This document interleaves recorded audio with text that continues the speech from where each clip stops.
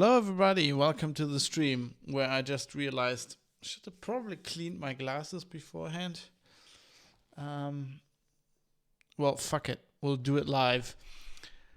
How do you do? Hope you're doing well. I am here to record the latest episode of my privacy, IT, and politics podcast, The Private Citizen. And we'll be kicking off with that momentarily. But first, I need some coffee. Because it's been a long day. It's been a long day getting from there to here. It's been a hard road, but my time is finally near. Right, now that everybody turned off again, I can do this without having to fear anything, any stage fright or anything, because nobody's watching this now. Right, let's start a test recording here. Oh, yeah, well, that doesn't work. You idiot. If you don't arm any tracks, that's not going to work. Here we go. 1, 2, 1, 2, 3, testing. Testing.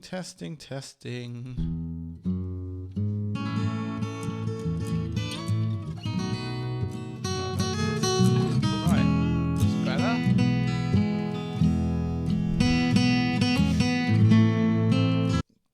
That sounds like it's working. Let's check that. Here we go. 1, 2, 1, 2, 3, testing. Testing.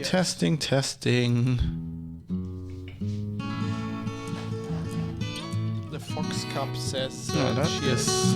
Right. It's better. Yeah, that works.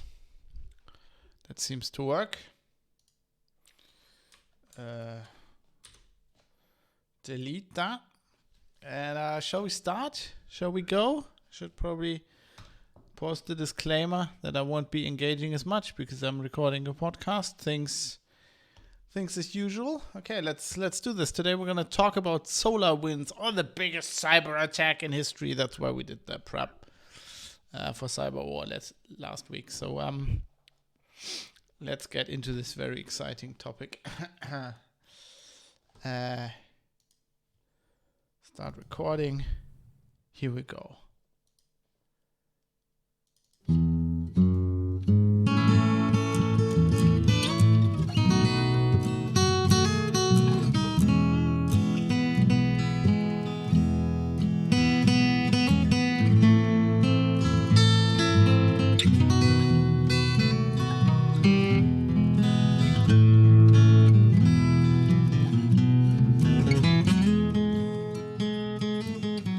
Hello everybody, you're listening to The Private Citizen, defending your right to have something to hide. IT, politics, podcast, occasional security podcast. This is episode 61 for Tuesday the 23rd of March. No. Damn it! I didn't change the show notes. Damn it! Take 2.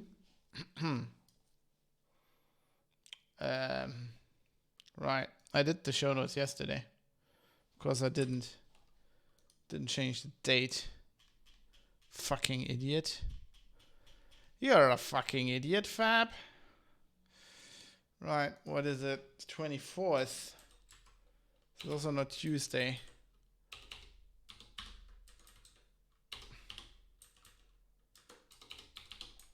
Here we go. Got that fixed. Okay, let's do that again.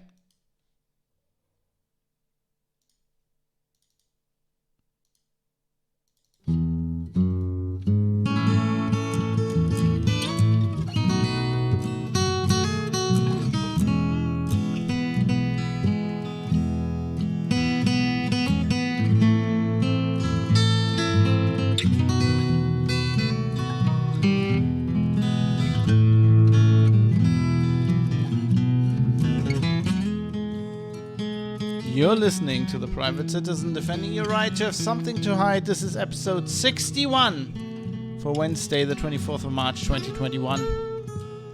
The most sophisticated attack. Hello everybody, my name is Fab. I'm coming to you from the springtime city of Düsseldorf in Germany. Coming to you live, streaming this on Twitch as usual. Yeah, let's talk privacy, security, politics, everything that this podcast is about. Today, it's gonna be about IT security. I teased that last week when we did kind of the cyber war thing, that was preparation for some more topics. Today, I want to talk about the SolarWinds attack, which I was prompted to by several people. So I thought, let's get this out of the way. And I was busy with other stuff when it happened, so I had to do some research, which I did. And surprising, I thought this topic was boring, and surprising, it is relatively boring, but don't turn off now. This is not good advertising for sure, I know. Don't turn off now. I'm going to try to make it interesting, and I think I'm going to put a bit of a spin on it. I'm going to try to put it in context, something that as far as I can tell, not many people out there have done, unless the context is, oh my god, we're going to die, this is the worst thing ever. Cyber war is coming.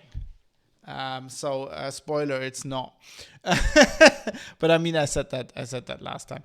So we're going to talk about this now. I think I'm going to do, next episode. We'll see how it goes. I mean, something could happen, something important that I need to talk about. But I think I'm going to talk about the exchange hack as well. But today it's all SolarWinds. So I think there's nothing special that has happened. I mean, there's more lockdowns in Germany. There was Easter was basically cancelled, and Angela Merkel said, "Oh my God, it's gonna be no Easter and like no days for shop. Like you can't do grocery shopping. You have to shop for like 5 days." A spoiler in Germany, if you've never been to spoiler, it's not really a spoiler. If you've never been to Germany, we have all these things where shops aren't open on Sunday and stuff like that, and on holidays. So on Easter, generally, you already have to do like shopping for 4 days, I think, because it's usually the Friday is a holiday. Oh yeah, usually the Saturday is open. Usually the Thursday is open, the Friday is closed, Saturday is open, and then Sunday and Monday are closed. And now they were going to say they're going to do Thursday closed and Saturday. Then they said, oh, Saturday is going to be some special shopping, just supermarkets. And everybody was like, what the fuck are you doing? And now Merkel had to actually, as far as at least that's kind of the news today. The last I heard is like Merkel had to backpedal. I think for the first time really in her career, like she couldn't really blame it on somebody else either. She was like, oh my God, yeah, people were fed up. It's gonna be. I think people are fed up with this. This whole lockdown thing is gonna fall apart on them. But anyway, that's neither here nor there. So really, yeah, I think we can. What I wanted to say with that before I went on this huge tangent for some reason was I think we can get right into the topic.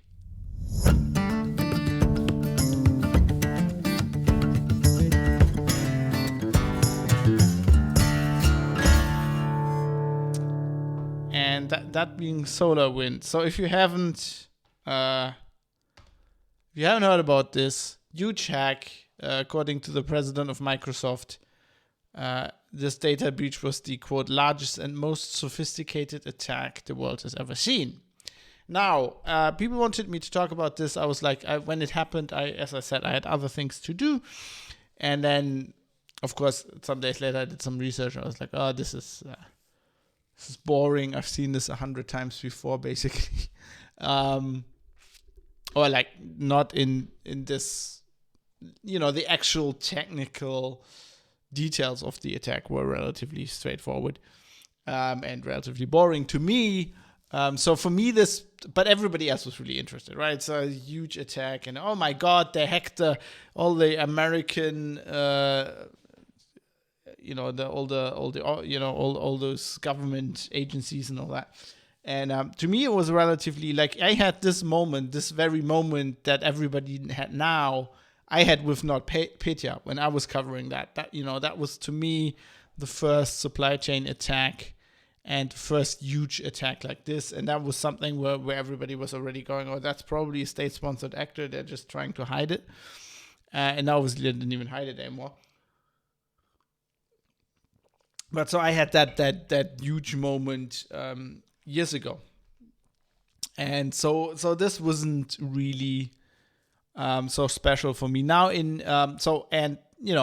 but people were still like, what do you think about this? I was getting prompted at the time, but I was this was like December and then the holiday came up. So I was kind of, doing other stuff anyway, not on the internet that much. But Mike brought it up on an episode we had together. I was like, why haven't you talked about this? And he wasn't the only one to say so. I think some people were thinking I wasn't covering it because this whole thing was perceived to hurt Trump, or Trump was supposed to have brushed it under the carpet because it was the Russians, right? And Trump obviously being chum with the Russians.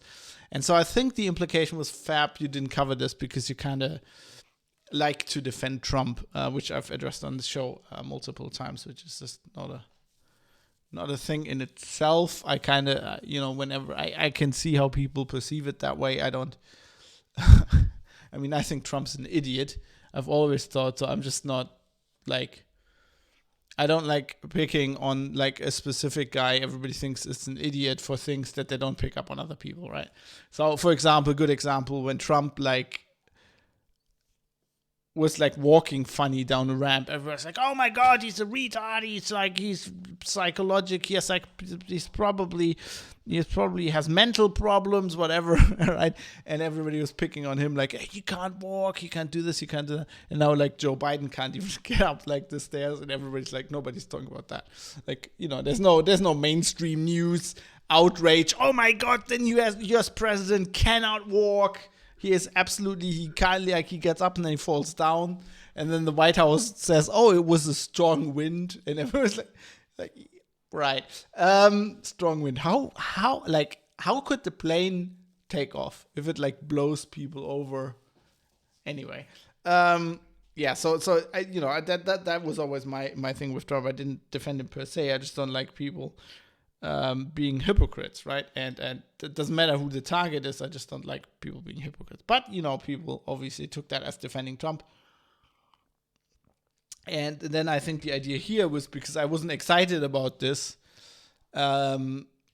that the implication was that this was also because it was about Trump. And we get to that because, Wikipedia, I did some, I started my research here in Wikipedia. They have a good article on this. Of course, I've read pretty much all the primary sources, but it's a good way to start. And it's I took a lot of stuff from Wikipedia. Some of it I'm going to quote because, it's just easy. It's a good, concise overview.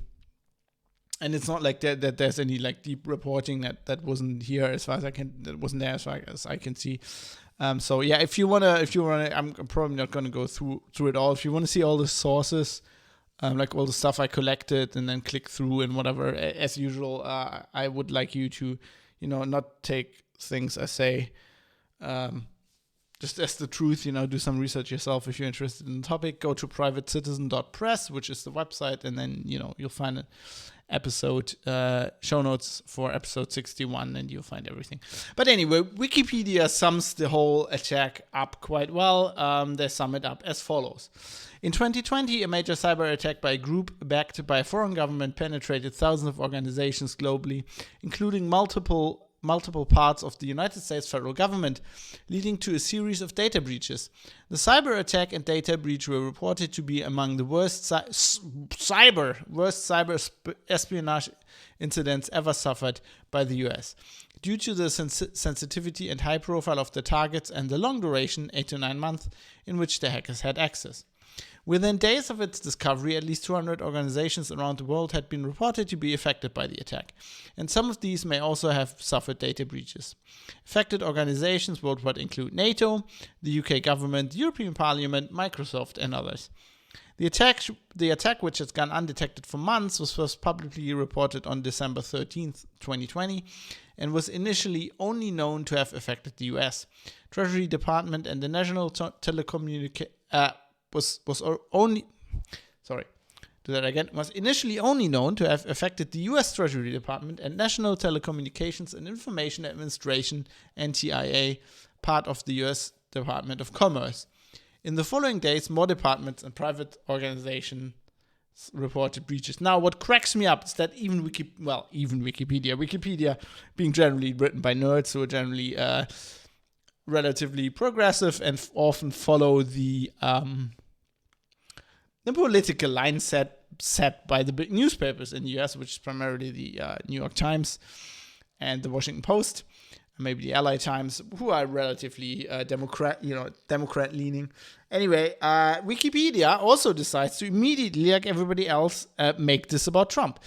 This attack has nothing to do with Trump, but I'm gonna get into that. And it's also like Trump was president while this happened, right? But it's not like, right? Was Obama president when the Sony Pictures hack? When was that? Okay, I'm gonna look this up. I actually don't know that offhand. But anyway, nobody made that about. I think Trump wasn't president because that was the wrong button. Because I think I don't know. Was 2014 November 2014 was so that was Obama, right? Yeah, obviously.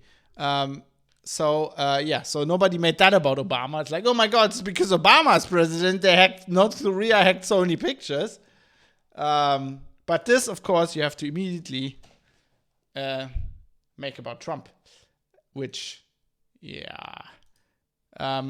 Wikipedia does as follows. The global data breach occurred over the course of of at least 8 to 9 months during the final year of the presidency of Donald Trump. Throughout this time, the White House lacked a cybersecurity coordinator, Trump having eliminated the post itself in 2018. When the data breach was discovered, the US also lacked a Senate-confirmed director of CISA, the nation's top cybersecurity official responsible for coordinating incident response. What they don't mention is, I think didn't Trump create CISA? I think CISA was, that's a Trump cabinet thing, isn't it? Yeah, that was formed in 2018. So Trump created the damn thing. It's like this already makes no sense. There are 2 sentences in it. This whole thing falls apart. When the breach was discovered, the US also lacked a Senate-confirmed director of CISA, the nation's top cybersecurity official responsible for coordinating incident response. The incumbent, Chris Krebs, had been fired by Trump on November 18th, 2020. Also at that time, the DHS, Department of Homeland Security, which manages CISA, lacked a Senate-confirmed secretary, deputy secretary, general counsel, undersecretary for intelligence and analysis, and undersecretary for management. Oh my God! They couldn't do anything. And Trump had recently forced out the deputy director of CISA. Now, numerous federal cybersecurity recommendations made by the Government Accountability Office and others had not been implemented. Now, we're gonna get into the details of this attack in a minute, right? I'm gonna go through all of this. Just keep maybe this in mind. But let me preempt the whole thing by saying, what the hell would have tried? If all these people had been in place, if everything that had been fine, what would they have done? They didn't fucking know. The NSA didn't fucking know. The NSA was affected itself. The NSA, the US top intelligence service, charged with, cyber intelligence service, charged with defending the country against this very thing, didn't know. Who cares who was president? What's a president to do? This is idiotic. Making this about Trump, I want to say this in the beginning. I mean, Trump's gone now, but it still riles me up, even now, retroactively. It makes no fucking sense. But that's immediately the first thing everybody takes away. And then the thing is, it's a cyber attack, the Russians. We get into that. Let's start with how this attack actually worked. You've now heard the overview. And everybody calls it SolarWinds. because a company at the center of this whole thing, SolarWinds, which from, I think, Austin, Texas, I think originally from Tulsa, Oklahoma, they make network analysis software and hardware, I think. But, generally, they make network monitoring stuff you use to understand what's in your network, what's doing what, important shit. Now, everybody makes that about them. And it's like, oh, they were hacked, and then all their customers, supply chain attack, blah, blah, blah. Which is technically not wrong. The point is, what really surprised me, which I hadn't looked deeply into this, which I just realized like yesterday, this actually didn't start with SolarWinds. This started with Microsoft. This whole thing, and we're going to talk about, at the end, I'm going to give you an overview of what actually happened. And at the end, I'm going to try to do some analysis on this. But this actual thing is like basically a Microsoft hack. The worst thing was that they took over SolarWinds, and empowered by that, they could take over all these companies and government organizations and stuff. But this whole thing wouldn't have happened if Microsoft hadn't slipped up. This is a Microsoft hack. This whole thing didn't start with SolarWinds. This whole thing started with Microsoft Office 365. Because these attackers first got access to email accounts on Office 365. And from that, they got credentials for SolarWinds. But let's see what Wikipedia says about this. So they list all the different exploits here, and it starts with Microsoft. The attackers exploited flaws in Microsoft products, services, and software distribution infrastructure. At least one reseller of Microsoft Cloud Services was compromised by the attackers, constituting a supply chain attack that allowed the attackers to access Microsoft Cloud Services used by the reseller's customers. By the way, I had no idea that Microsoft had cloud. I think I had an idea.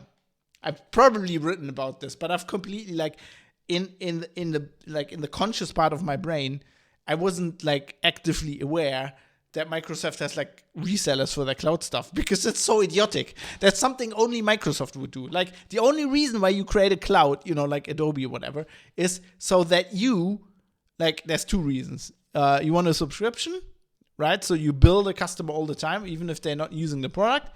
The other reason is you want to control distribute, you want to sell directly to your customers. That's why the cloud exists from a business perspective, right? And they have resellers. I mean, I understand that you had resellers for Office and maybe Windows, but it still came in these box carton kind of things, right? When you could buy them on the shelf as well. But why the hell do they have resellers for their cloud? But yeah, they do, obviously. Think about it. I realized that I knew that, but it just hit my brain that how idiotic that is. Anyway, so constituting a supply chain attack that allowed the attackers to access Microsoft Cloud services used by the reseller's customers. Alongside this, Zero Logon, a vulnerability in the Microsoft Authentication Protocol NetLogon, allowed attackers to access all valid usernames and passwords in each Microsoft network that they breached. This allowed them to access additional credentials necessary to assume the privileges of any legitimate user of the network, which in turn allowed them to compromise Microsoft Office 365 email accounts. Additionally, a flaw in Microsoft's Outlook web app may have allowed attackers to bypass multi-factor authentication. So these were probably, it's pretty sure state-sponsored hackers, right? This is not an attack where it's it could also be criminals, right? Or whatever. Or script kiddies. This is an attack. This is espionage. This basically what this is corporate espionage. Okay, they also hit a lot of, it's also espionage because they hit a lot of government office.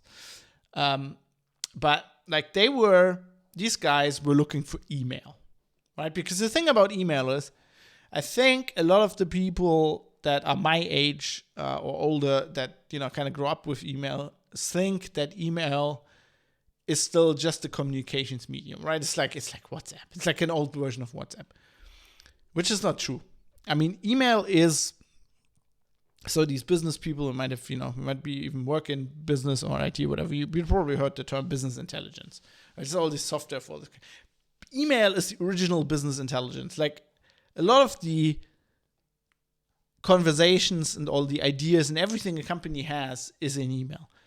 And add to that a lot of the authentication stuff these days still works with emails, right? If you're the holder of a certain email address and stuff like that, so you can identify yourself with that.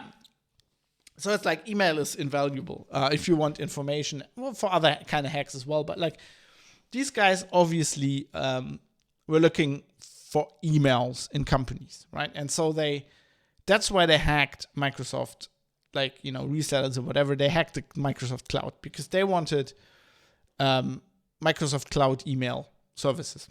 Like they want to get access to that. And that, I think that was their original intent. And then they found SolarWinds later. Right? SolarWinds was, as far as I can tell, one of the companies that they got access to. And then they're like, wow, this is the jackpot. This is like a network monitoring company, right? If you want to get into all kinds of companies' networks or like government facility networks, we can do that by just like owning these guys. And as we will see, their security was just horrendous. So I think originally this was kind of a luck thing, right? They found this kind of by luck, but it's amazing to me that this was like originally a Microsoft hack. I'm going to talk about that a little bit later. So to follow up with this here, attackers were found to have broken into Microsoft Office 365 in a way that allowed them to monitor NTIA and Treasury staff emails for several months. This attack apparently used counterfeit identity tokens of some kind, allowing the attackers to trick Microsoft's authentication systems. The presence of single sign-on infrastructure increased the viability of the attack.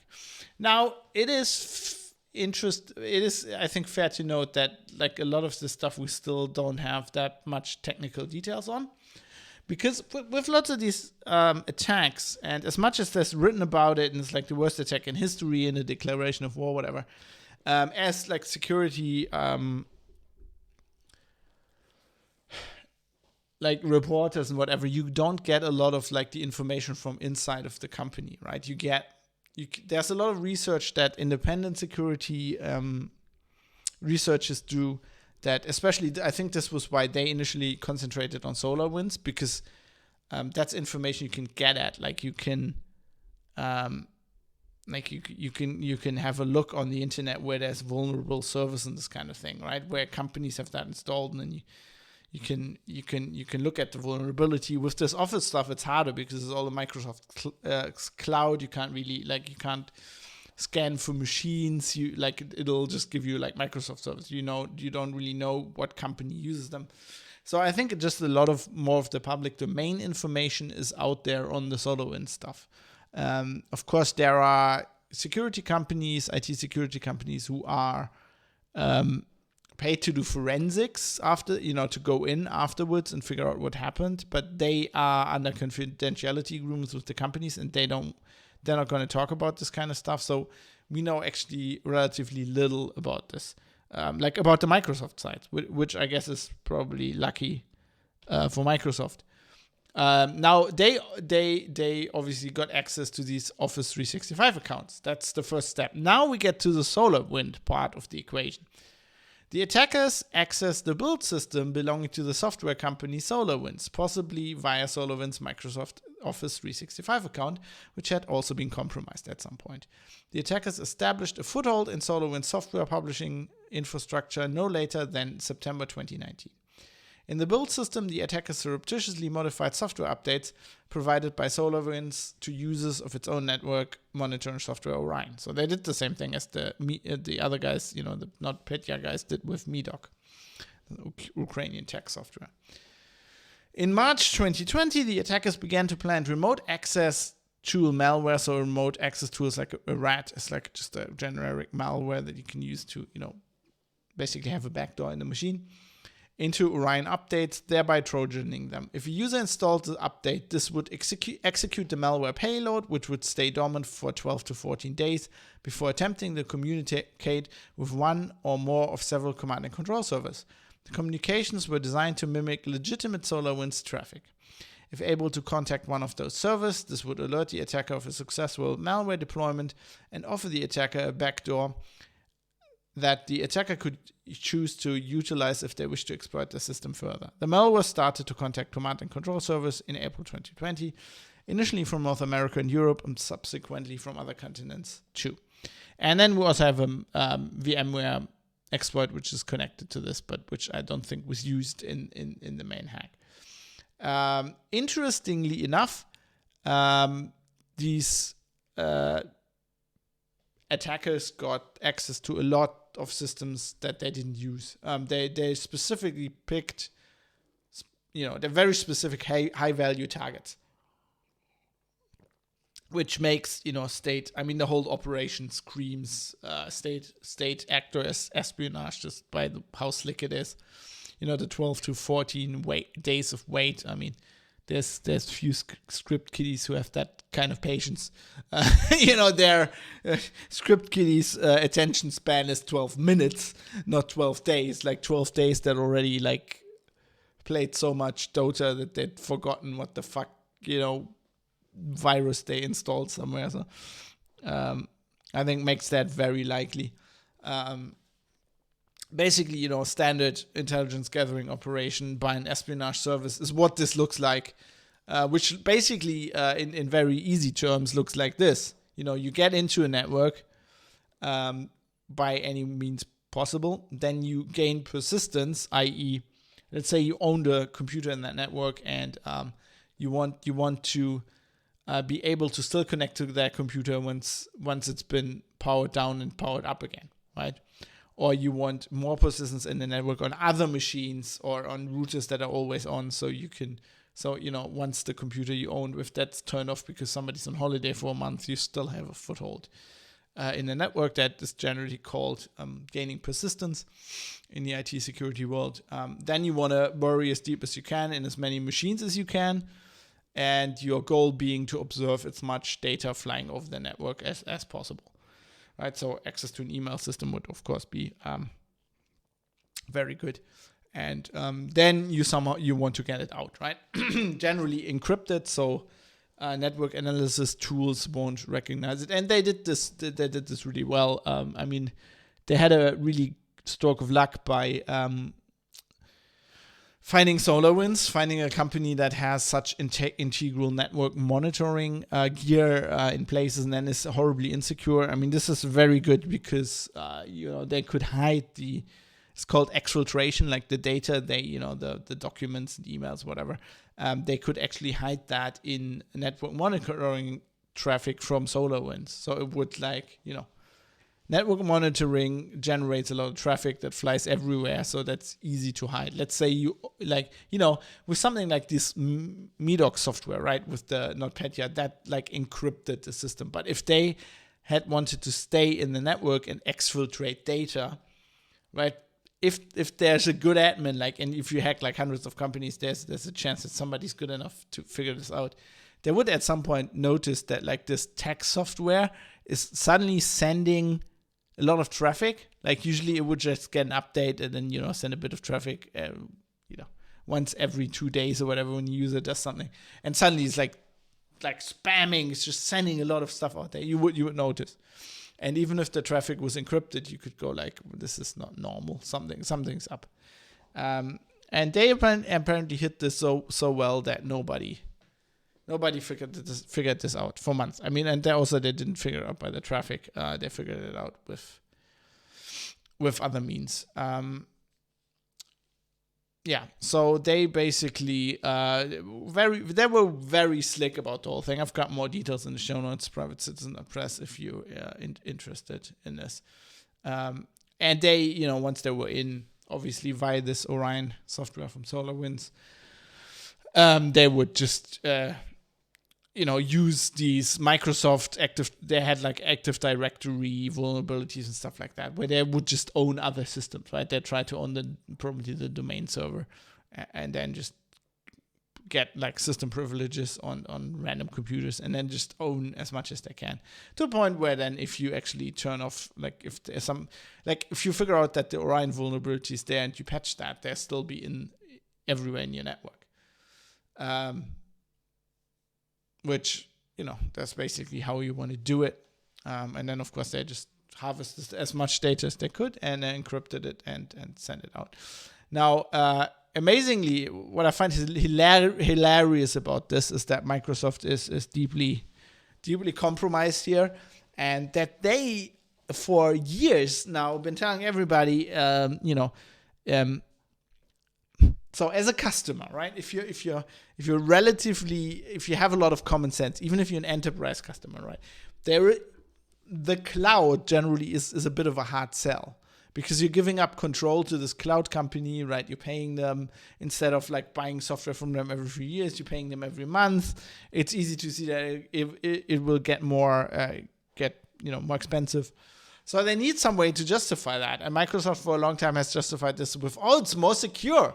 The cloud is like, if you host your email on your server in your company, then your IT guys have to be really, really smart and really good security dudes. And let's face it, you're a small company in Germany. You don't have that good IT security, right? Microsoft is really good at this shit. So if you give us your email, you give us the whole thing, and you let us run it on our servers, then it's gonna be really secure. And, everybody's taking their lead, right? That's the setting point for a lot of cloud software these days. Well, guess what? Maybe it's not more secure, which I find hilarious. So Wikipedia says here, the attackers hosted their command and control service on commercial cloud services from Amazon, Microsoft, GoDaddy, and others.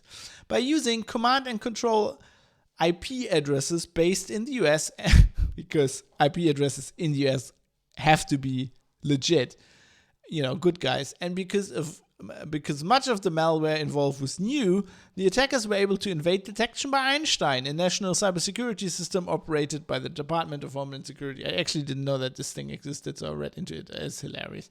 It's like this AI computer thing that analyzes all this traffic, and it's like amazing. What cracked me up was the New York Times take on this. So the New York Times says, and I got a link to the article as well in the show notes, says Einstein missed the attack because quote, God, I've got because in here twice, and I can't read it, like I can't edit it in my brain, so I have to live edit the show notes now. Otherwise, my brain's gonna break. So, the New York Times says, Einstein missed the attack because the Russian hackers brilliantly designed their attack to avoid setting it off. Which is amazing. It's like, they're so brilliant. And this is the narrative, right? State-sponsored hackers, Russian hackers, we've got no chance. They're so brilliant, even the amazing Einstein magical whatever system couldn't pick it up. Now, this is hilarious to me because now apparently it's how does the New York Times say it's brilliant to hide your actual data in a network management, like if you're breaching a network management tool, then to hide your actual traffic in the network management cloud traffic. That is brilliant.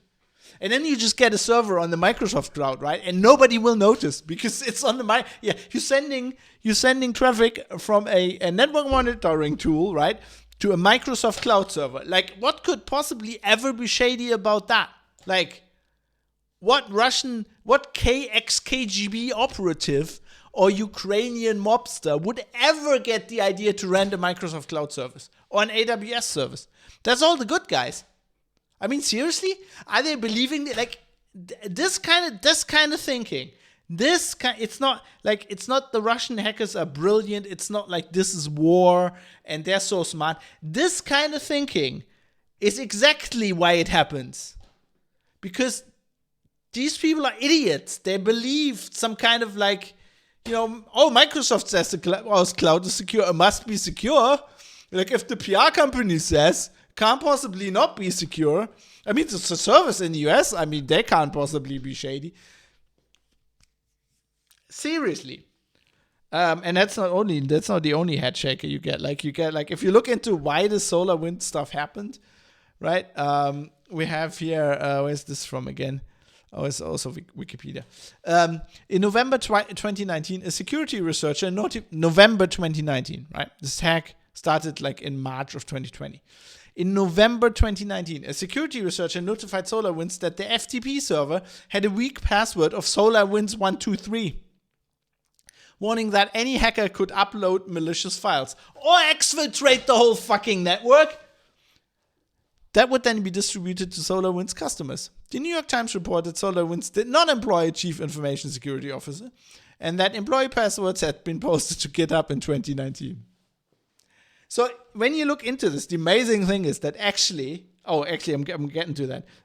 Actually, they weren't let's say the main attackers were the Russians. I'm not completely convinced, but let's say it was the Russians. Who cares? Then the Russians weren't the only ones. Because, again, Wikipedia.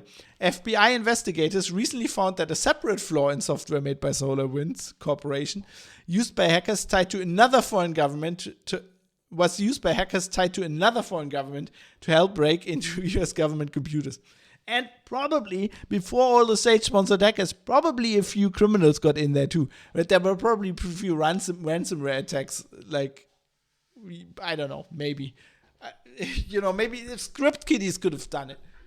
It's not like these Russians are so amazing. The hack they used, the flaw they used to own SolarWinds was reported months before by a security company to the very company. That's how brilliant they are. I just read some guy's blog. It's hilarious. Well, probably wasn't on the blog. But, the point is, if some random guy, some security company can find it, some security researchers, then the fucking... what's the, I want to say NKVD, the fucking SVR, the Russian external security service. I keep calling them NKVD. I'm reading some books on Stalin right now. I could again, I could as well call them the checker. If some security researcher can do that, then you've got to just imagine that they did it, and probably some other security, probably the Chinese, as we see. Were in there as well. Another hilarious thing is that, and this is some research that actually my ex-colleagues at Heise found out about. They did tell their customers to turn off the antivirus. It is a classic thing, right? Every software company does. A lot of software companies do this. You got problems with whatever. That's probably antivirus. Turn off your antivirus. But these guys they're a network monitoring company. That's almost as if you like McAfee or I don't know, Symantec telling customers to turn off antivirus because another program of them, the other software they have doesn't work. What the actual fuck? And of course, as soon as this hack happened, and as soon as Heise got wind and published this, they put this support document behind a password. Now, I'm guessing the password was SolarWinds123.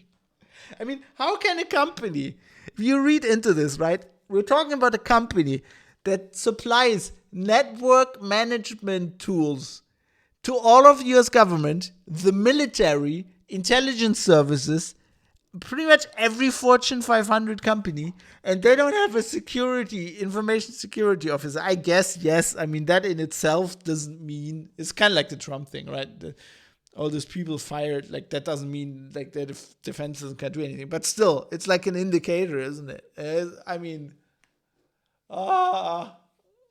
They seem to be a bit shady. Even the, apparently days before this hack was published, because before all of this came out, the long-standing CEO retired, and some of the investment companies sold stock. A lot of stock in the company. They're now under investigation for insider trade.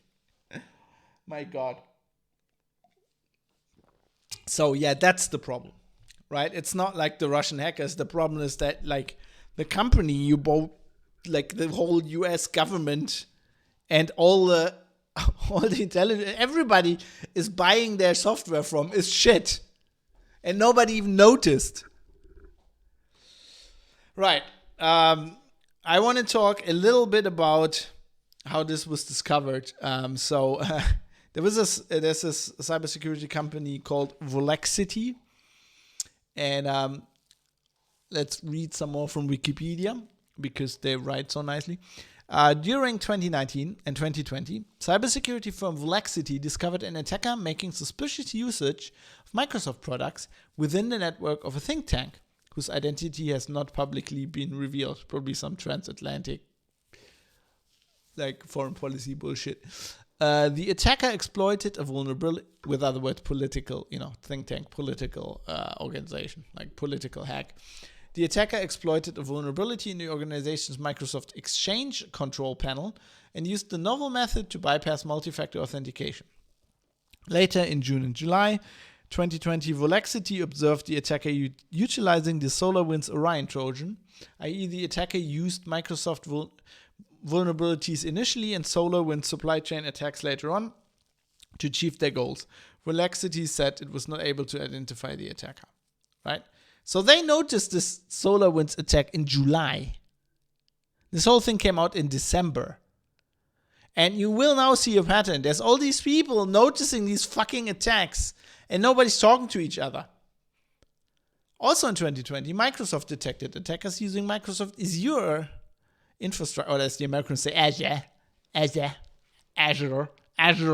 Microsoft Azure, or as in the Queen's English, Microsoft Azure. Microsoft detected attackers using Microsoft Azure infrastructure in an attempt to access emails belonging to CrowdStrike. That attack failed because, for security reasons, CrowdStrike does not use Office 365 for email. So there's a smart company for security reasons. Separately, in or shortly before October 2020, Microsoft Threat Intelligence Center. Separately, in or shortly before October 2020, Microsoft Threat Intelligence Center reported that an apparently state-sponsored attacker had been observed exploiting Zero Logon, a vulnerability in Microsoft Net Logon protocol. We talked about that. This was reported to CISA, who issued an alert on October 22nd, 2020, specifically warning state, local, territorial, and tribal governments to search for indicators of compromise and instructing them to rebuild their networks from scratch if compromised. So Microsoft noticed this.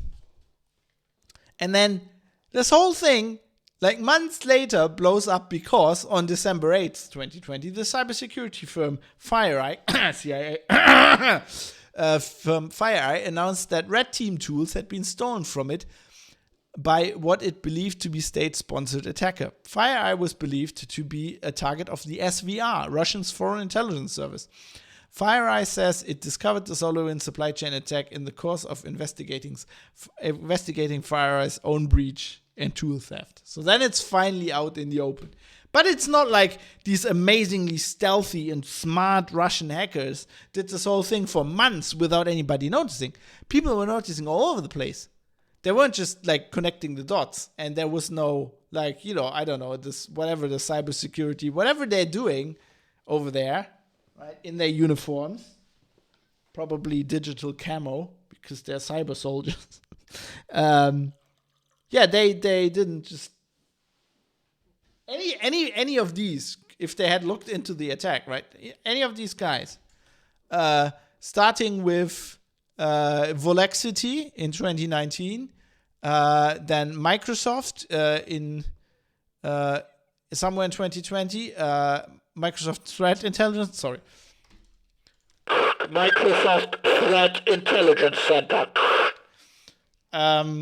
Any of these guys, if they had looked deeper into it, they probably would have found the SolarWinds exploit.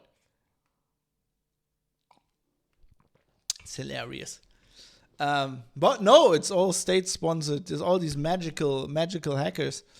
And then, of course, this is also hilarious. After discovering that attack, FireEye reported it to the U.S. National Security Agency, NSA. Wow, CIA talks to the NSA for once. A federal agency responsible for helping to defend the U.S. from cyber attacks. Also spy on everybody, but the NSA is not known to have been aware of the attack before being notified by FireEye. Oopsie. Or like the Russians say, opachki. The NSA uses SolarWinds software itself. Opachki! And then, of course, we have everything. Everything becomes public, and the rest is history. So, yeah, it's hilarious. But I'm already kind of deep into the analysis. I kind of feel. So why don't we make that official and move over into the next segment here.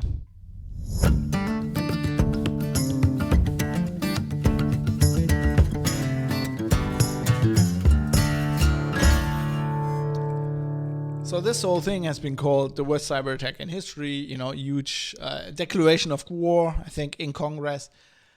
So what was actually what harm was done?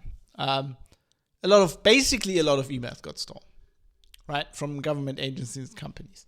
Now, like, that isn't war, right? We talked about last episode about cyber war.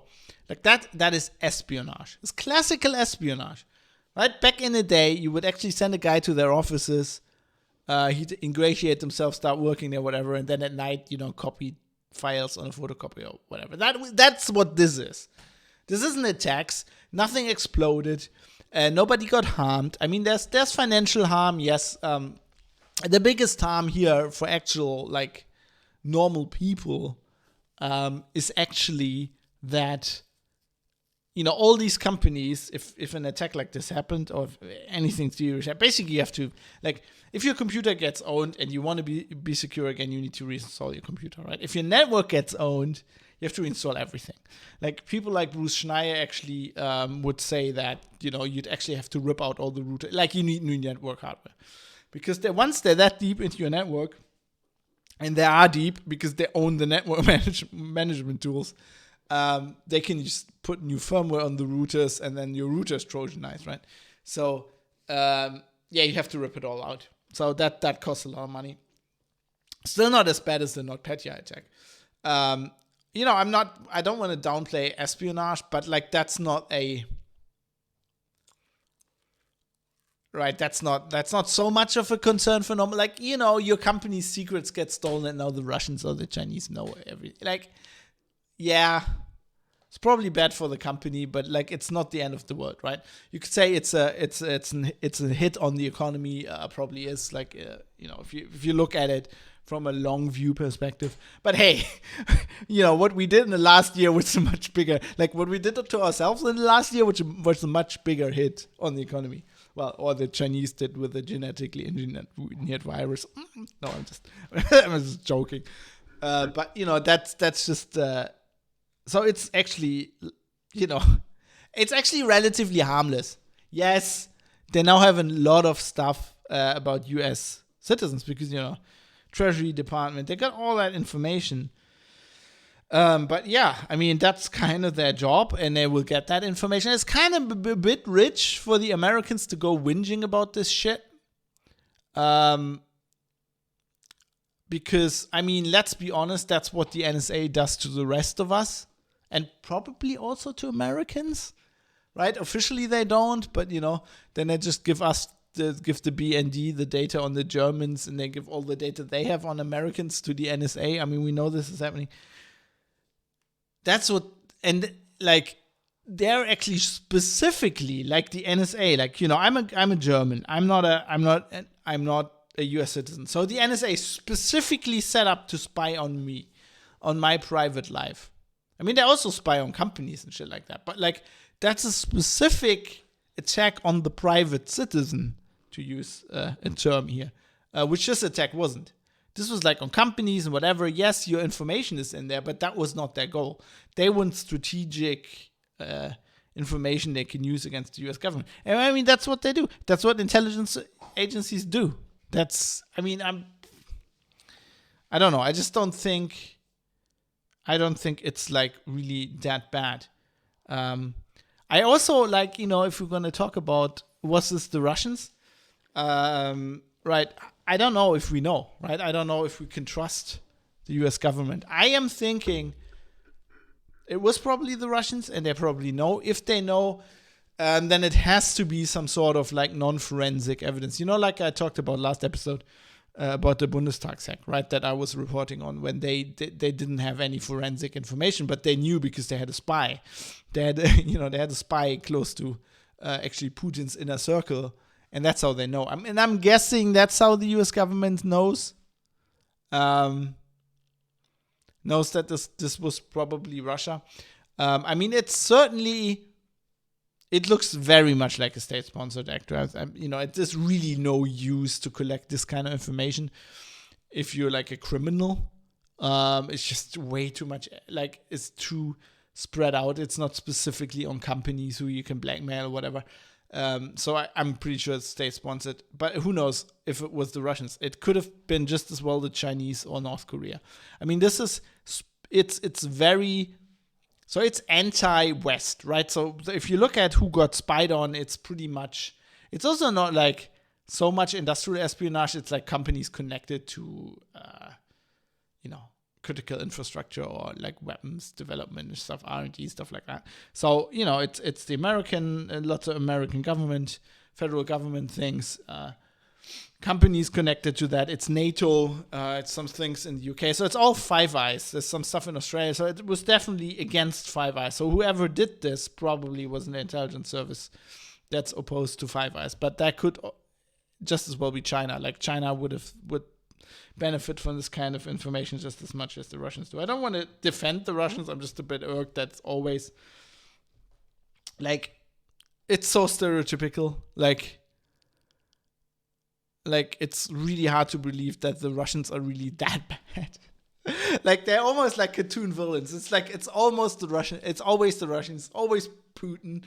It's always had someone poisoned. It's like, and it's so like fucking textbook, like Stalinist methods, right? It's like, yes, Putin was in the KGB, and the KGB is the successor of the NKVD, which is the successor of the Cheka, and it's all like fucking goes back to straight back to Lenin, but still, it's almost not believable, but it might as well be, and I don't really care. Who gives a crap if this data is now in the hand of the Russians or the Chinese? But I think everybody is whining so much about this being a state-sponsored attack and about being the Russians, and Trump was unprepared. And all of these narratives are there for a very simple reason. These government officials, intelligence services, and companies fucked up. Anybody. I said this. Like, I was reporting on Petya. Like, I don't know, when was this? 2014, 2015? I don't know, a few years ago. I was reporting on Petya. And once we understood the whole scope, like 2-3 weeks into this, I'm pretty sure it was on the Heise, on Uplink or whatever, when we talked about this. And I said, like, this is the new, like, model for what's coming. And at the time, like, we didn't know. It was kind of like, it looked like it was a state-sponsored attack for the, like, at first it looked like it was like criminals, right? It looked like it was ransomware. And then we learned that basically the mechanism by which the NotPetya thing would, like, receive bitcoins was broken. And you're like, either these are the dumbest criminals you've ever seen, and they spent all this, they actually managed to pull off a supply chain attack on a huge company, and then owned all these other companies, but fucked up the actual payment part of the ransomware, which they just, by the way, just basically copied from Petya. So they even, like, copy and pasted that wrong or something. That could have happened, but it's very implausible. So and then later on it became clear that it was a state-sponsored attack. But, like, we didn't know that. And I was on a podcast. I'm pretty sure it was Uplink. I might have talked about it on one of my own podcasts as well. But, like, I said back in the day, I said, like, if this is a state-sponsored attack or not, it's clear that this is, like, the new standard, right? That there will be state-sponsored attacks in the future that work like this. Et voila! I don't know if this is the next one. There might have been a few in between we didn't know about. But, like, et voila! It now happens. Like, if some dumb IT journalist on the job for like 4 years back in the day, right? Who's just been doing this for like a few years can figure that out. I expect fucking Microsoft to figure that out. I expect fucking the NSA to figure that out. Fucking CISA, cybersecurity, whatever, right? These guys had to have seen this coming, and they fucked up. They fucked up. All of them bought software from a company that was shit, right? A company that posted their GitHub credentials to their software credentials to GitHub. That's something that can happen to me if I do website, or my friend, the web developer at like the 15 people web development shop in Berlin, right? That can happen to them. It can happen to a small German company. It happens to everybody. But if you do fucking software management software or antivirus or anything like that, even there it can happen. But you have to clean that shit up immediately, right? These people fucked up. And the NSA, who's using that software, apparently fucked up because sure as hell didn't vet that software correct. Like, they didn't find any of that. They're fucked up. And Microsoft fucked up big time because, as I like to remind everybody, this whole thing just happened because they owned Microsoft's also impenetrable. Sorry, this is a rant, isn't it? It's getting me in a ranty mood. So I hope you like rants, because that's the interesting thing about this. They fucked up. Everybody fucked up. And now they're basically saying, oh my God, this was like an act from God. This is like a natural disaster. There's it's these smart, like, have you seen a Russian hacker? Like, they're just like, their IQ's off the chart. They're like the smartest guys ever, right? And they just sit there and they code for like 3 days straight, doing nothing but code and drink vodka. They're like, Boris Grushenko in like fucking GoldenEye, hacking out code. You can't beat those guys. And that's the narrative. Either that or like, it's Trump's fault because he fired some guy in the CSIA. It's like, that's what the New York Times thinks. Instead of like asking, like, anybody, especially a journalist in this field, should ask the question, why the hell did your whole government and its fucking intelligence agencies use software from a company that was this shit at security? That's the question you gotta ask. Right? That's the question that they try to bury. It's kind of like this whole thing reminded me, thinking about COVID-19. It's kind of the same thing. Basically, our governments all around the world fucked up, right? When this thing hit, they weren't they said for years they were prepared. They weren't prepared. The measures they took didn't make sense. A year later, they don't make sense. And like, I don't know about I don't know about the S, but like countries like in Germany and the UK, where I know what I'm talking about, they fucked up the health. We had a really good health system here like 10 years ago. They fucked that up because they're all fucking money grabbers. They destroyed that fucking health system, and that's what's bit us in the ass now. They want to hide that. They want to hide that their response was crap and that they weren't prepared and that they actually caused this because the same governments, the same people that are now in government, like lobbied for decades or years to fucking rape the healthcare system.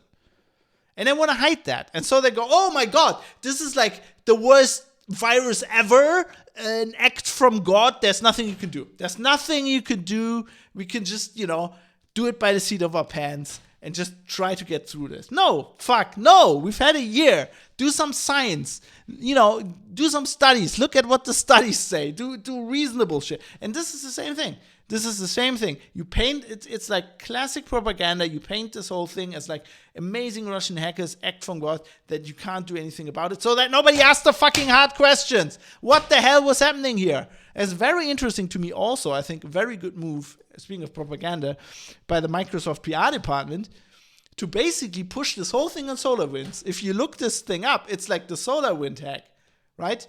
No article on this in the New York Times or in the Washington Post starts with, well, first they owned the Microsoft cloud, and then they had access to all of these emails, and then they found an even juicier target. Microsoft fucking cloud, the thing that they've been advertising for years now. Oh, put your trust in us. Put our emails on us. We are more secure than your system administrator. Yeah, fuck all you are. This is what happens when you trust them, right? Jesus, sorry. Just I didn't until I recorded this. I didn't know how much it would wind me up. Super user in Twitch chat. Who is giving some live feedback, says, also responsible are shitty salesmen. Sorry for the language. Have you heard me just now? Don't be sorry for the language. At some point, it became a good idea to replace engineers with MBAs. I have no idea how companies get swooned by these jerks. No, you're completely right. I mean, this is a thing that's been a pet peeve of mine recently. So I've been watching Held der Steine, this Lego. He does like brick. He talks about Lego and other brick companies, right? And he got like threatened legally by Lego and stuff. But that's how everybody noticed him. And he talks a lot about Lego and how apparently like their company, the people designing the sets are amazing, right? They're very creative people.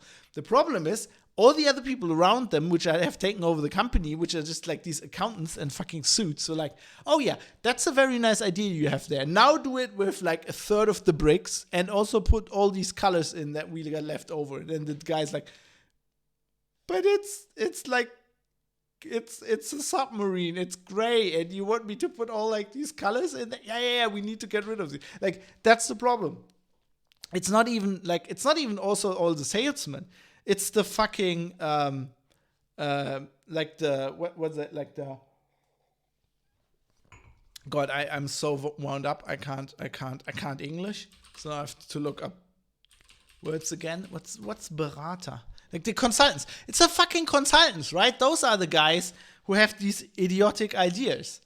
That's the problem. They're fucking everything over. So when I'm like, this is actually important to say. Actually, a good point, super user. I think. Well, you didn't make this point directly, but you brought me to this point. Lots of the people listening to the podcast are probably nerds like me, and a lot of you probably work in, some of you might work in these companies. When I rage about these companies, I don't rage about you. It's like Lego. I know that Microsoft has a lot of great engineers. SolarWinds probably has a lot of great engineers. Right? That's not the problem. Like, when I rage about the companies, I rage about the guys who make the decisions. And the fucking engineers don't make the decisions. Otherwise, the software would be more secure. They're like, okay, we have a really nice tool here. But, I know we've like developed it for a year, but we need like 3 months or let's say 5 months to actually make it bulletproof, right? And the salesperson goes, but I clicked on the buttons and everything works. We can release this now. And then they go to the CEO and say, well, this guy wants to make it more secure, in air quotes. That's like 5 months. That's like 200 engineers by 5 months. So we'll save like millions if we release it now. Right? It's like game companies. That's why like Cyberpunk 2077 is shit. Because some investor or some guy at a company who's like worried about investors decided like release it now. Right? And the fucking developers who knew it wasn't ready. It's always the same. It's always the same. I just wanted to make sure that you don't misunderstand me. I if anything, I feel with the engineers. Yeah, as Jim says, terrestrial Jim says in Twitch chat, the famous 2080 rule. Super user says it's interesting how these are often organizational issues, like people covering their asses, not technical issues, like you say. Yeah, that's why that's actually also a good point, because I didn't find this topic interesting from a technical perspective. Because anything like, and I dug much deeper than I put in this episode, because I don't think it's actually that interesting. I mean, we can do, if enough people, I always say this, go to privatecitizen.press, there's contact details on there. Tell me what you like to hear. Like if you want a technical deep dive, like really nerdy shit on some of this, I can do that as well. But I generally tend to try to tailor this to, so that in air quotes, normal people can also understand it. And to be honest, I don't think any of this technical stuff, like if you read the New York Times or if you watch TV anywhere, like in Germany, whatever, any TV, they always make it sound like, oh yeah, it's all this hacker magic, right? And US technical people will probably know this, even if like your your specialty of profession is like in another field. This isn't magic, right? Any of the techniques they used have been around for decades, right? Even like supply chain attacks. Like I think Bruce Schneier was like 15 years ago was talking about this, how that will be a thing. And it's just not really that interesting. What I find much more interesting personally, which is also why this is kind of a politics podcast, I find the society side much more interesting, because that is actually like the narrative that is spun around this, right? How this is a SolarWinds thing, because that's it's not a small company, but it's a relatively small company. You can throw them under the bus. You don't want to throw Microsoft under the bus, right? One of the biggest companies in the world, and one of the top 5 companies in the world, and like in the US, they're all in the US, the biggest ones. So you don't want to throw them under the bus, so you throw SolarWinds under the bus, right? And how these politicians are like, oh my God, it's these Russian hackers. They are so good, and it's a declaration of war. No, it's not. No, it's not, right? When the Soviets sent some spies to America, infiltrated like a government office, and stole some folders off your desk, you didn't say that was a declaration of war, did you now?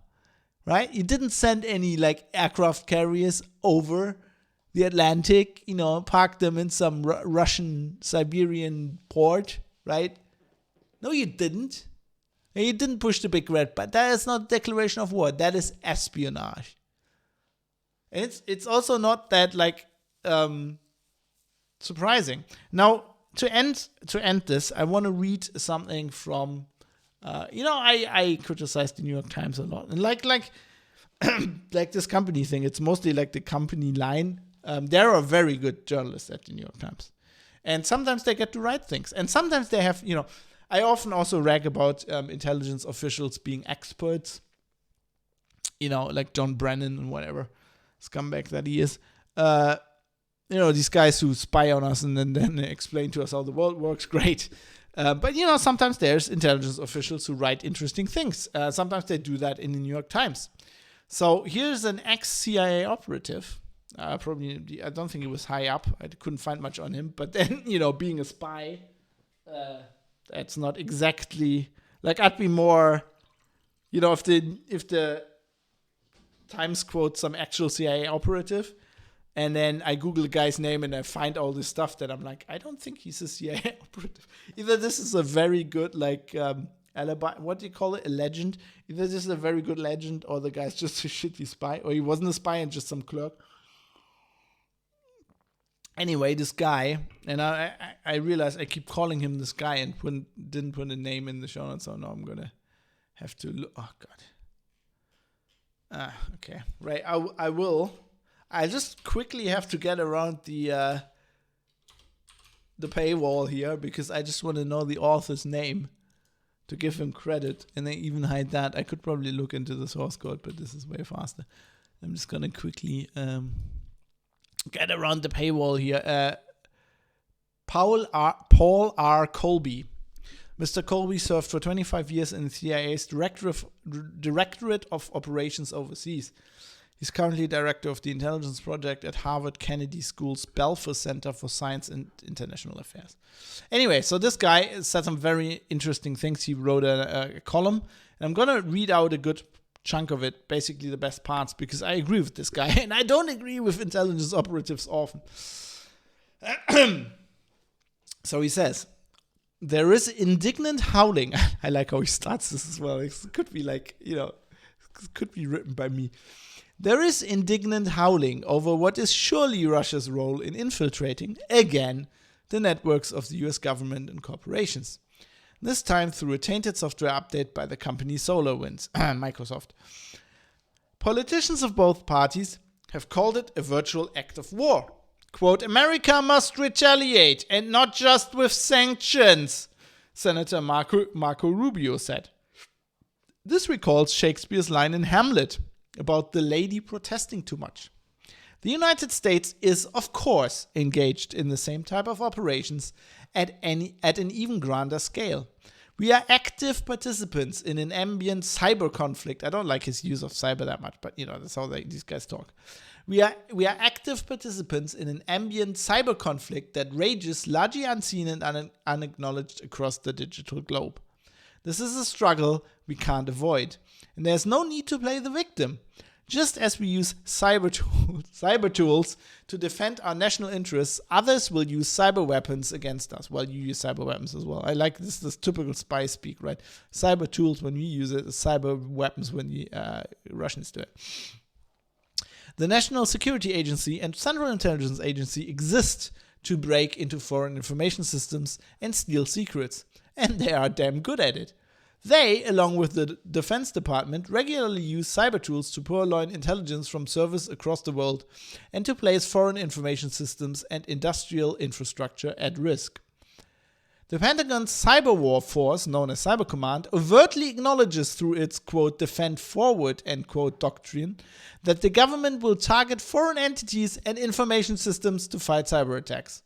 In November 2018, Cyber Command reportedly disrupted the internet access of the computers of Russia's Internet Research Agency, the organization responsible for the disinformation campaign during the 2016 US midterm elections. In 2019, in response to Russian cyber incursions into the US energy grid, Cyber Command reportedly placed malware tools on Russia systems that could enable the United States to turn out the lights in Moscow should a conflict between the two nations arise. Wow. And you're complaining about emails. As solid as the US cyber offense is, the defense leaves much to be desired. And he gets to the point here. The defense leaves much to be desired. Richly demonstrated by the litany of digital disasters, including the hacks of SolarWinds, the Office of Personnel Management, Equifax, and Sony. So, the big hacks in the last few years. The reality is that the US government and private companies both underinvest in cybersecurity.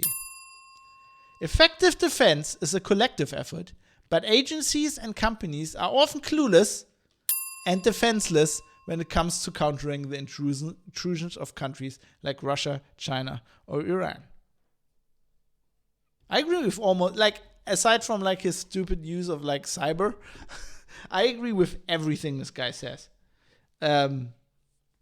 This whole thing happened because there was a company that does network management tools that was shitty at security that everybody just used without checking. And because Microsoft had vulnerabilities in its fucking cloud. And if you put all email in one location with one company, then they become a really, really juicy target. And you bet the Russians are going to hack them. And the Chinese are going to hack them. And everybody else is going to hack them as well. That's just logical.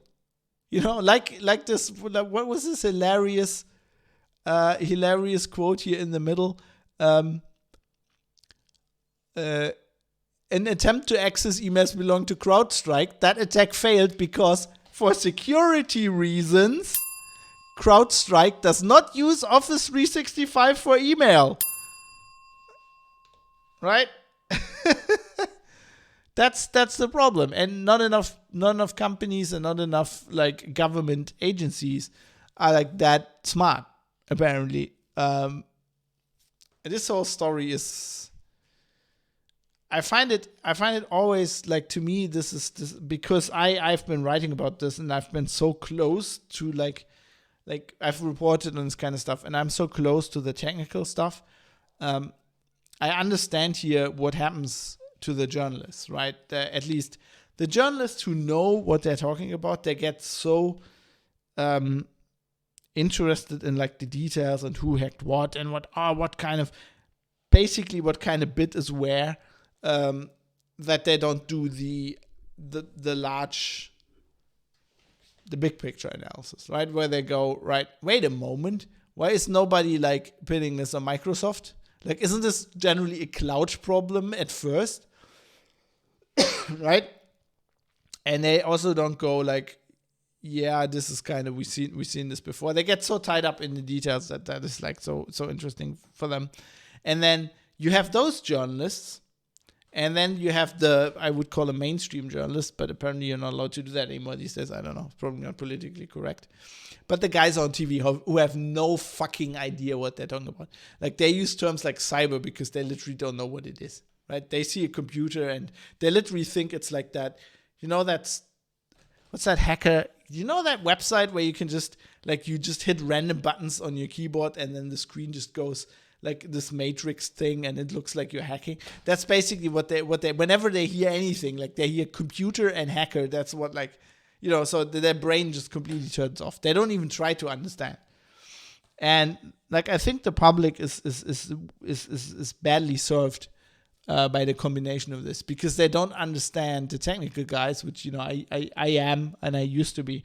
And this is why I try to do things like this, where I go and, you know, try to do this more so that maybe a mainstream audience can also understand it, because I think that's where the important part is, right? Because they get kind of like they get squashed in the middle. They don't understand the technical stuff and they don't get a good big picture analysis.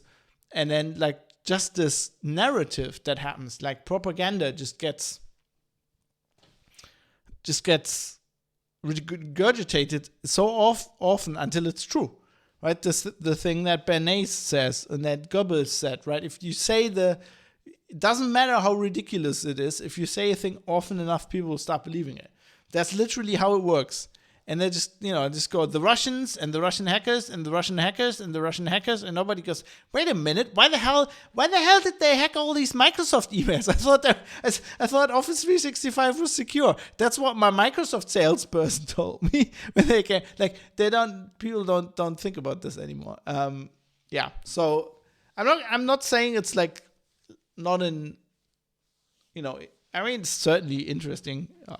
Technically, it's like this, to me, it's like I've seen it all before. But, you know, if you wanna get into this, of course, go to privatecitizen.press. As always, I have ample show notes. There's a lot of information on there, lots of links. This time, basically links to Wikipedia. But, you know, if you go to that SolarWinds Wikipedia page, just go to the, you know, Wikipedia has sources, primary sources listed, and there's a lot of interesting stuff there.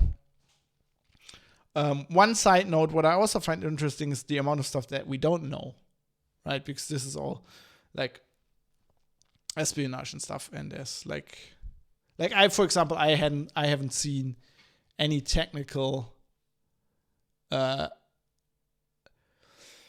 wouldn't even say proof, like data that would like reasonably convince me from a technical standpoint that this was the Russians. It's all like, hey, look at this Trojan and the code looks kind of like a Trojan that Cozy Bear used and they're Russians. And it's not like, hey, if you're the Chinese and you want to pin this on the Russians, wouldn't you take like one of the Cozy Bear, like, wouldn't you maybe even like steal the source code from the Russians? You probably wouldn't even disassemble it. You have an intelligence service. They can probably hack the Russians, get the source code, and use that. Like, that's not even, like, is that a conspiracy? Well, I mean, intelligence services by definition are conspiracies, right? So, I don't know. So I'm guessing it's like a spy source or something. That's where they have that from, I'm guessing. But yeah, just as a side note, I found it interesting. All the details we don't know. And then, yeah, you know, as Mike said when he originally prompted me to do this, like talk about this topic, yeah, it's a hack against all these government agencies. But I really don't understand like what why people think, like, why are people so outraged by that? Like, isn't that what intelligence, like, why are you surprised? Like, are you like outraged that the Russians did this? Like, I mean, as we just heard, the Americans do that too. Are you outraged that it's generally done? Like, if there's one reason to be outraged, it would be like, why the hell weren't they prepared? And then, yes, I guess there's a little bit of that with, like, if you say, why the hell didn't Trump do anything about it? But the question is, like, why the hell did the NSA do anything about it?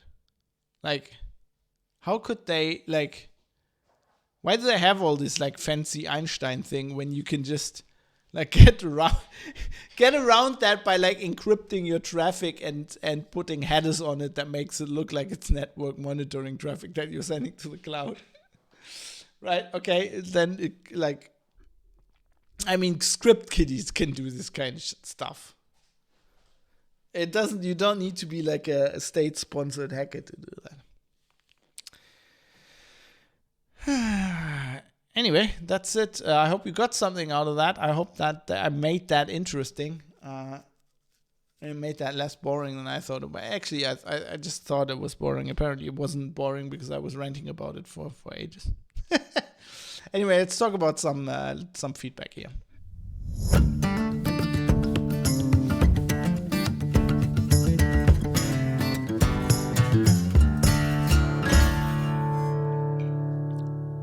As I always say, please, if you disagree with anything, if you have anything to add, please do so. Contact details are on the website, privatecitizen.press. I had some feedback actually in our Discord server from Barry Williams, who's a longtime producer of the show. Barry says, so I was talking completely aside from the topic of cyber war last week. I talked a little bit about the COVID-19, like the SARS-CoV-2 vaccine. I'm using that wrong terms as well now. Oh, God. The SARS-CoV-2 vaccine, because there's people that asked me about it, what I think about it, and Barry responds to what I said as follows. I agree with you that the vaccine should be completely optional, although my reasoning for that is actually, I think, forcing something on the population can backfire. And Barry's from Australia, so yeah, especially in Australia.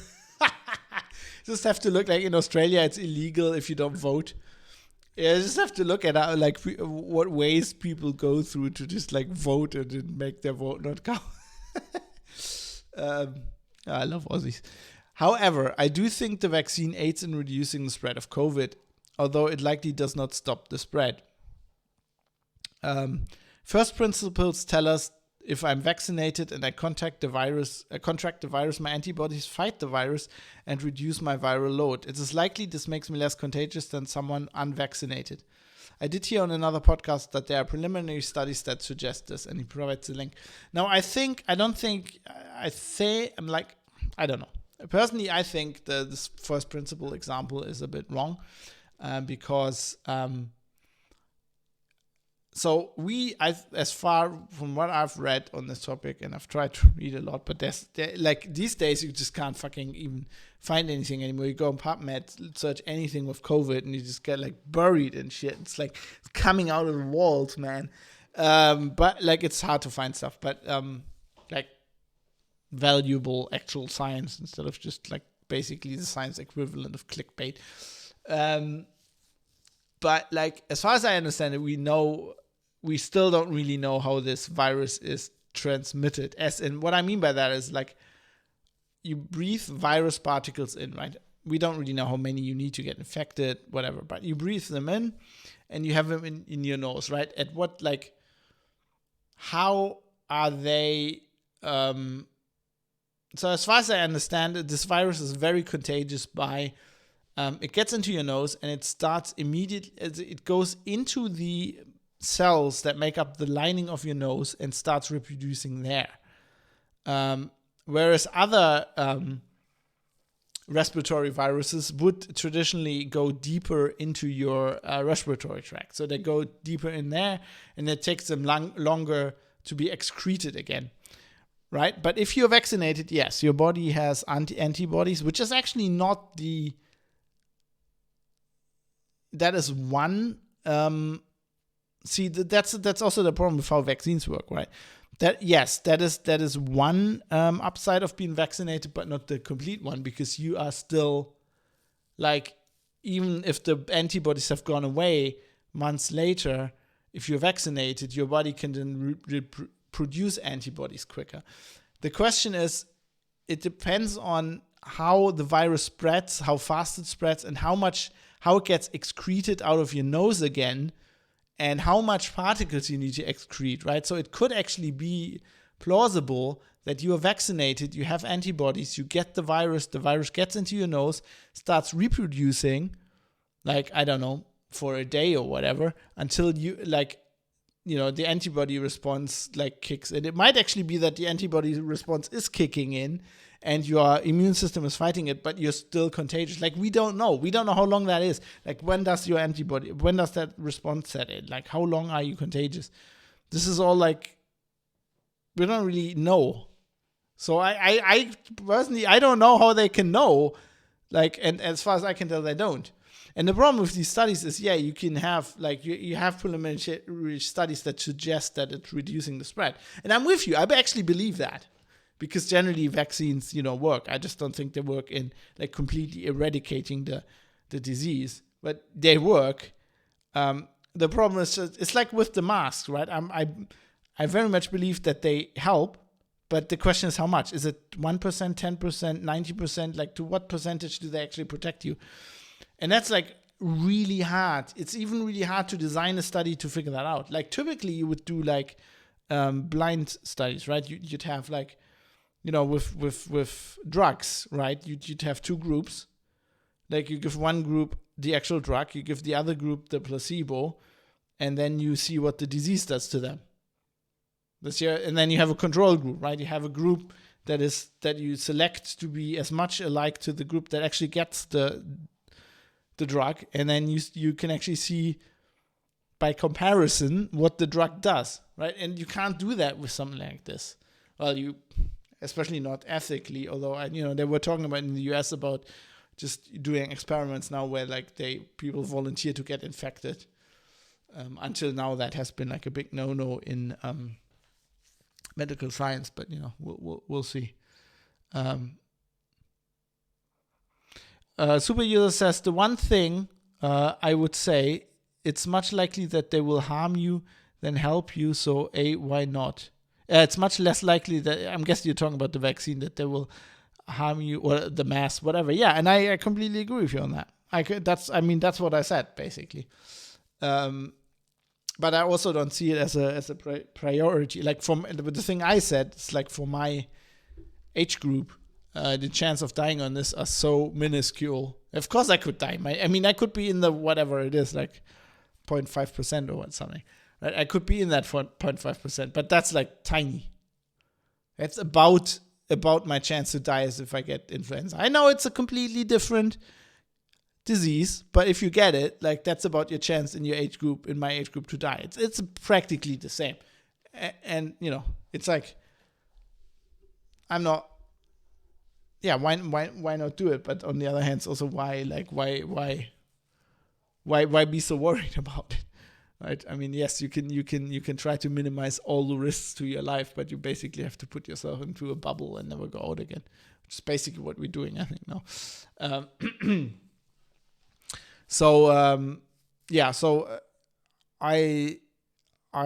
I think in general I agree with Barry. I think that's a good point. I also agree that I think it reduces the spread. It's just like it's the question is how much. And I think if we were, so if these people that write about this and that inform the public about this kind of stuff, journalists mostly, if they were honest, then they would just say, we don't know. Like, we don't know. Like, why is that bad? Why is giving people the actual truth bad? And they say, we can't do that because then they will not get vaccinated. Well, then they won't get vaccinated. Like, the whole point of a democracy and of the press in a democracy is to give people the information to decide for themselves. Yes, a lot of people are dumb and they do dumb shit, but we have to live with that. Like, that's, like, we have to live. That's how society works. I have, I've had a driver's license now for half of my life.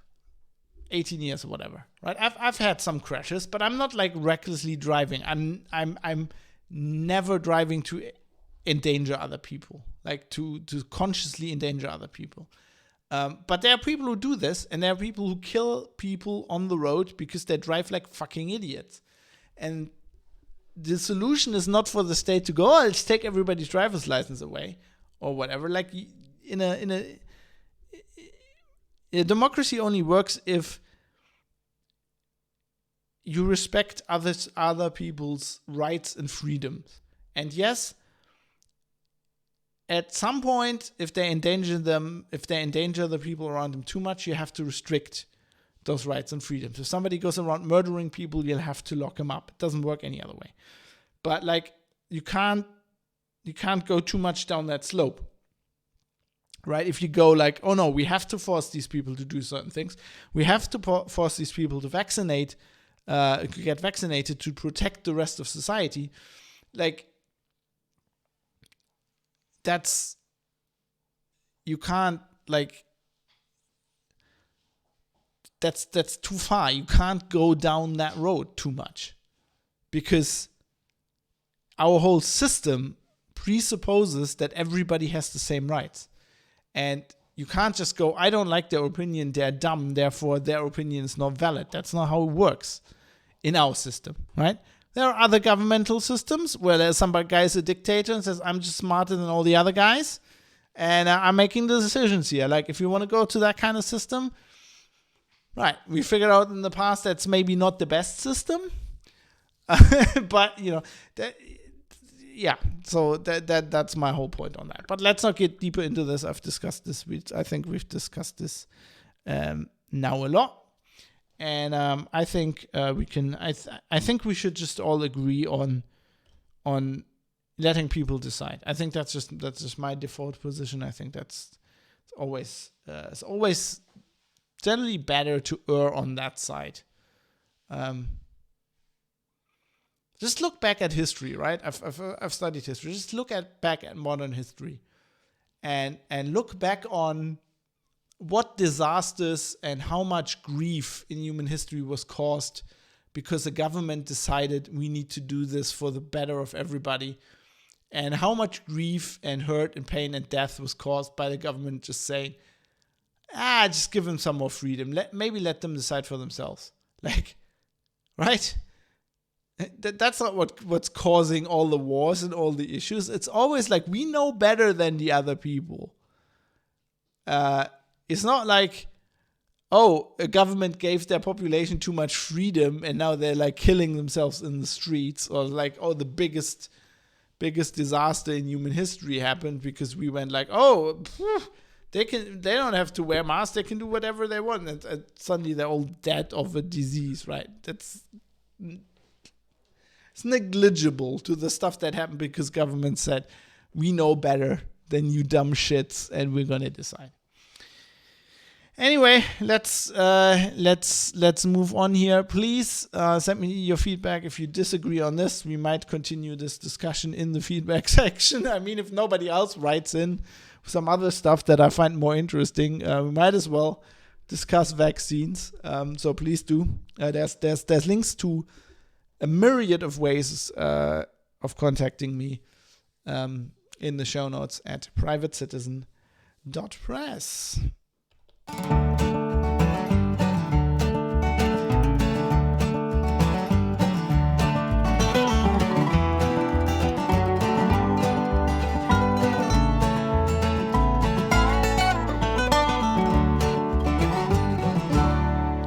The show is basically over, but please don't go, because this is a very important segment. This is where I say that I can't do the show without you, because otherwise I'll go broke and I can't rant anymore about Microsoft being the actual evil in our world. So if you like to support the show, I'll make it quick. You can do so. It's in the show notes. Details in the show notes. You can become a patron of my Patreon, or you can just send me money via PayPal. producers@fab.industries is the email address. It's the value for value model. You decide what it's worth to you. Might be nothing. I'll be okay with that. At least, if everybody does that, then I won't be able to continue the show. But there's some very generous people, and they take up the slack for some other people. And you might just be, out of a job right now. I mean, that's even not that unrealistic with what's going on in the world. But I would like to thank the people that have supported the show. I mean, you also, you become a producer by sending me material as well. Like if you have an idea for a show, stuff like that is very helpful. But of course, money pays the bills. So I would like to thank all the people that gave money. So those are Georges, Aim to Misbehave, Butterbeans, Niall Donegan, Michael Mullen Jensen, Jonathan M. Hathy, Dave, Steve Hose, Mark Holland, Shelby Kruver, Vlad, Jackie Plage, 1i11G, Philipp Klostermann, Jaroslav Lichtblau, Kai Sears, IKN, Fadi Mansour, Dirk Didi, Michael Small, Joe Poser, Matt Jellerman, Bennett Piata, David Potter, Mika, Martin, Larry Glock, Dave Umrich, Ricky M, Drive Zero, Mr. Amish, Tobias, Avis, Jonathan Edwards, Barry Williams, Mode 7, Neil, Captain Eckhat, Sandman616, Funky Duck, and D. Thanks to all of you. Special mention again to Jonathan M. Hathy, who, aside from paying for this show, also continues to give me good gear in the video game Escape from Tarkov, which we've been playing. Also on Twitch, if you're interested in that. There's also a link to the Twitch channel in the show notes up top, of course. Because I'm streaming this live on Twitch, as I said, I'll add the video is always added later on to YouTube if you want to watch it, but you can also catch it live on Twitch. Anyway, I also play video games a lot there, and Jonathan keeps helping me out in the dystopian Russian wasteland of Tarkov, which we are trying to escape but never get anywhere.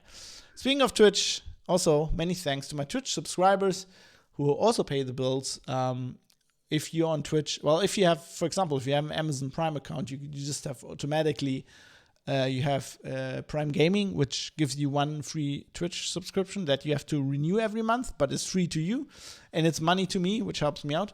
So thanks to my Twitch subscribers, Mike the Dane, Galtaran, Sandman616, Indie GameX, Andy Pants, Redeemer RF, Mode 7 is unavailable, which is Mode 7, I guess, Halifa, and El Terrestrius Jim, who is also in the chat. Yeah, and if you subscribe during a normal stream, when I record podcasts, it's kind of I'll do it later. But I'll sing you a horrible song. I'll play on the ukulele and sing you a horrible song. Unless you don't want that. There are people who have said, "Don't sing me a song. I'm gonna fucking leave." So that's also okay. I would also like to thank Bytemark at bytemark.co.uk, who's providing me with servers that the audio files are on.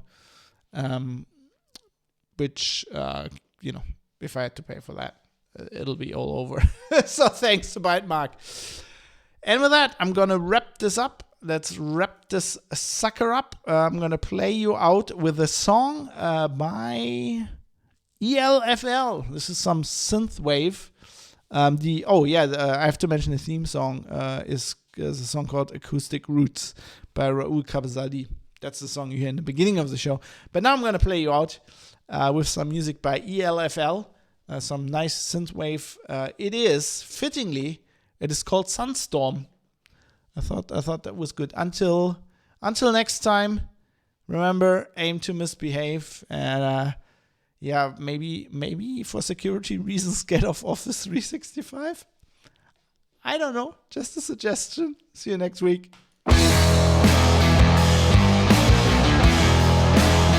And that's the wrong song. Why is that the wrong song? Because I'm an idiot. It says episode 60. I am an idiot. Oh, I probably shouldn't show you my porn folder. I'll fix that in post. Well, not the porn folder, but where's the fucking music? Where's the music we want to play here? Here we go. Anyway, pretend that didn't happen. That will not be in the podcast.